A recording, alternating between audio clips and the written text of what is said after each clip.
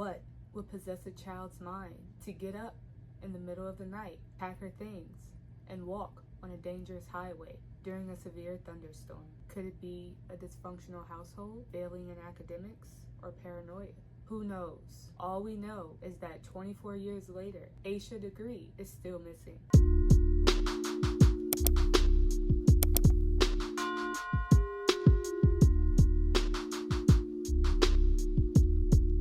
Welcome to my channel, everyone. Courtney Elise here, aka Court Crimes TV. And if you haven't already, please like, subscribe, and comment. And also, please hit that notification bell. That way you'll know every time I upload. Let's get into the video. Asha Degree was brought into this world on August 5th, 1990 to parents Harold and Akila Degree in Shelby, North Carolina. Asha's parents were two hard-working individuals. Harold worked nights as a dock loader, while Akila worked for Kauai American Manufacturing building pianos. Together, they raised two beautiful children, O'Brien and Asha, in a residential neighborhood on Oakcrest Drive. Growing up in the Degree household, they set a strict set of rules. Asha's parents shielded their children from any dangerous outside influences, so a computer / the internet was not in the house. Their mother, Akila, said during an interview that every time you turned on the television, there was someone's child being lured off the internet to a sick predator. So their life was centered around school, family, and church. Asha was described as a very shy, cautious, and introverted child. She was also very smart and excelled at sports, the two being basketball and baseball. Asha was a 4th grader attending Fallston Elementary. Friday, February 11th of 2000, Cleveland County schools were going into a 3-day weekend. During that 3-day weekend, on February 12th, she had a basketball game to which she was the star point guard. She ended up fouling out and they lost their first game of the season. According to her parents, Asha was somewhat upset about it, crying with her teammates afterwards. She eventually got over it and watched her brother's game later on that day. On February 13th, O'Brien and Asha would end up going to church with their family and later on going home. At around 8 p.m., O'Brien and Asha both went to bed in the room they shared. Now, I've seen two different stories on the internet, okay, but I'm just gonna share both of them. This is one of the stories. An hour after they went to sleep, a car accident caused the electricity to go out in the neighborhood. The other story is that the weather was extremely bad and that caused the power outage. At about 12:30 a.m., February 14th, the power would come back on. This is when Harold would go and check on both of his children. He would go to check on them again at 2:30 a.m., February 14th, and he once again saw them both sound asleep in their beds. Shortly after his father checked on them, this is when O'Brien said he heard Asha's bed squeak. He didn't think too much of it. He just brushed it off as, oh, that's just Asha changing positions in her sleep. Unbeknownst to O'Brien, this is when Asha was actually getting out of her bed and leaving. She took a book bag that was already packed with personal clothes and items and just left the house. At around 5:45 a.m., Akila had awoken to get the children ready for school. Before going to the kids' room, she would go draw their bathwater because they couldn't take a shower or a bath the night before due to the power outage. Just before 6:30 a.m., she went to the children's bedroom, only to discover O'Brien. Asha was nowhere to be found. She immediately ran and got her husband Harold to go look and find her, but she was nowhere to be found.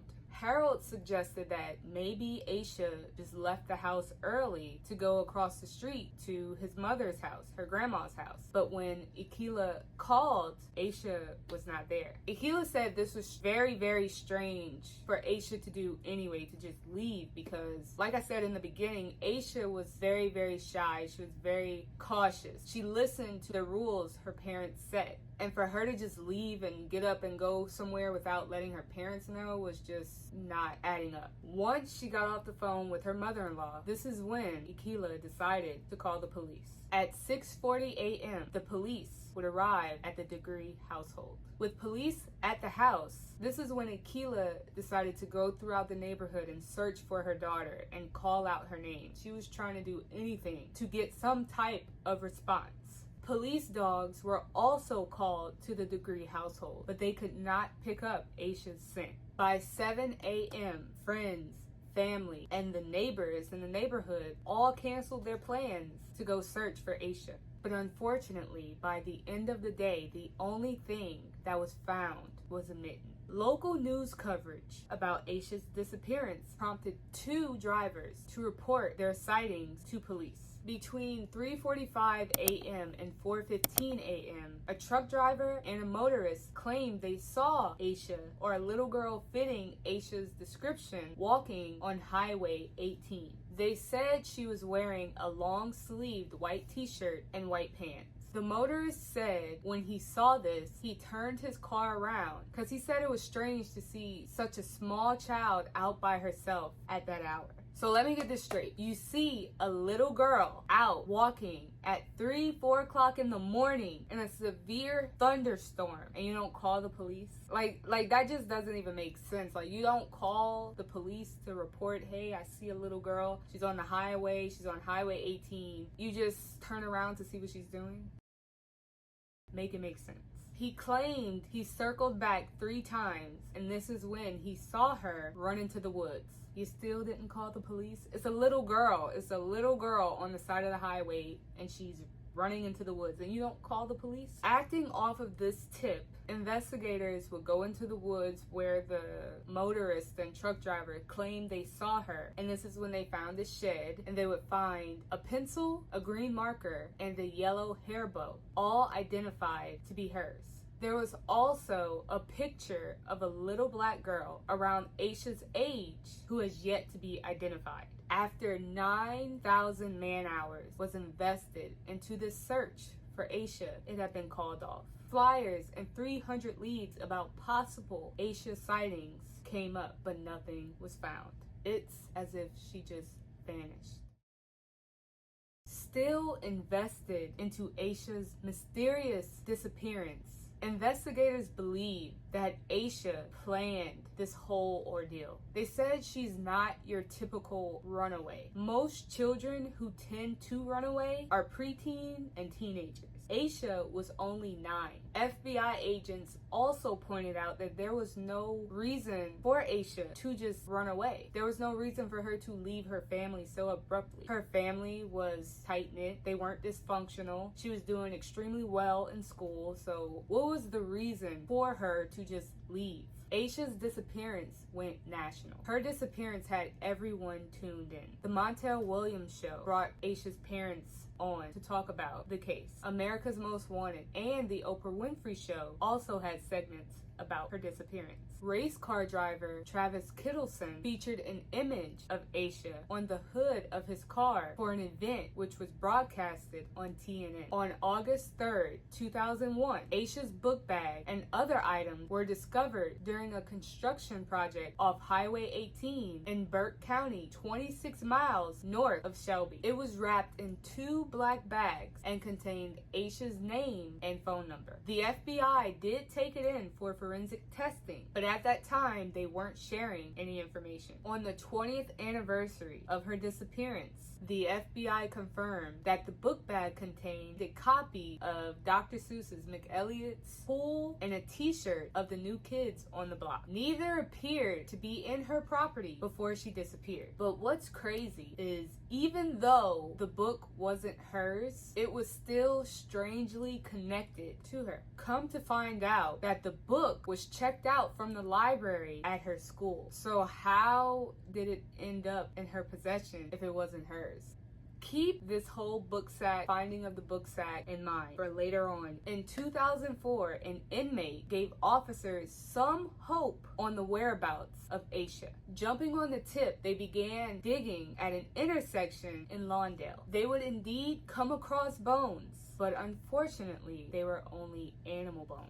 In May of 2016, the FBI announced that they had a promising lead. Someone came forward and they said that they may have seen Asha that night she disappeared being pulled into a green Lincoln Continental Mark IV or possibly a green Ford Thunderbird on Highway 18. Back to that in a few. Just keep the green vehicle and in the book bag that was found wrapped in plastic in mind. In November of 2020, an inmate who had been convicted of SA against children wrote a letter to the Shelby Star claiming Asha was and that he knows where to find her. Unfortunately, this would lead to another dead end.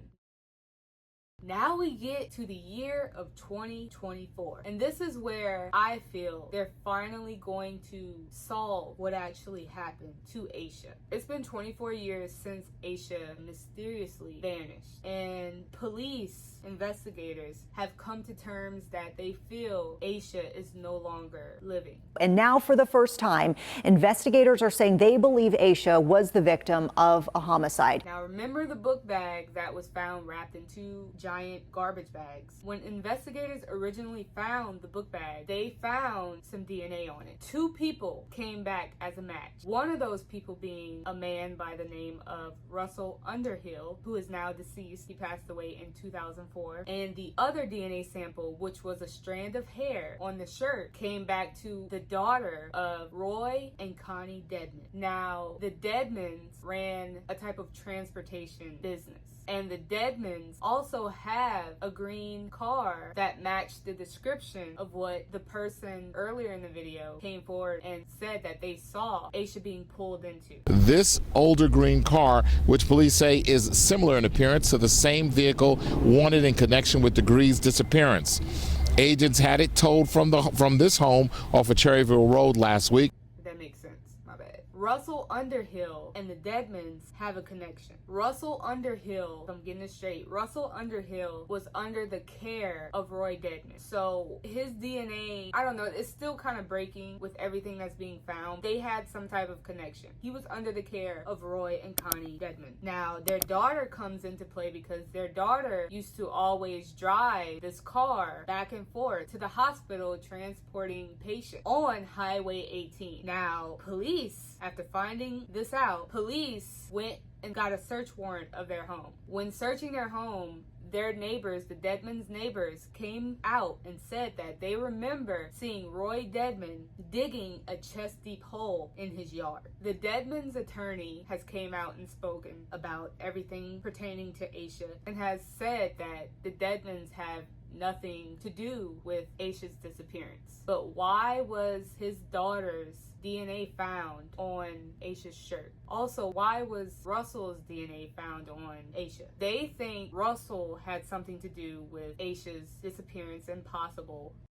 There will also be information in that search warrant that sadly will link a person to the circumstances of Asha's disappearance that is no longer living. But unfortunately, like I said before, he passed away in 2004. It's still breaking. I hope Asha's parents get some type of closure. It can be a strong possibility that they will never find out what happened to their child, because the police went and dug all around the Dedmon household and nothing was found. They took computers, they took cell phones and everything, pictures, nothing was found. But it's just crazy that they were always on that road, Highway 18. Their car, which I'm gonna put in a picture, their car matched the description of what this other person said. I pray her parents get some type of closure, but who knows? But thank y'all for watching this video.